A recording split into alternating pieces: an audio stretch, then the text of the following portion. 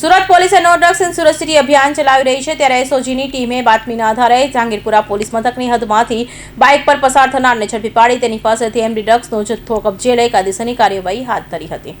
No drugs in Surat city અભિયાન ચલાવી રહેલી સુરત પોલીસની એસઓજીની ટીમે બાતમીના આધારે જહાંગીરપુરા પોલીસ મથકની હદમાં જહાંગીરપુરા સરણમ રેસિડેન્સીની સામે સ્વસ્તિક વિલા પાસેથી બાઇક પર પસાર થતા મૂળ મહારાષ્ટ્ર ઔરંગાબાદનો અને હાલ જહાંગીરપુરા ખાતે આવેલ મનપા વાવાસમાં રહેતા સુફિયાન ઉર્ફ સીબુ હુસૈન શેખને આંતરીતેની ઝડપી લેતા તેની પાસેથી 12.95 લાખની કિંમતનો એમડી ડ્રગ્સ જથ્થો મળી આવ્યો હતો, જેથી તેની ધરપકડ કરી એમડી ડ્રગ્સ, મોપેડ, બાઇક અને રોકડ સહિત 13,30,000થી વધુની મત્તા પોલીસે કબજે કરી હતી।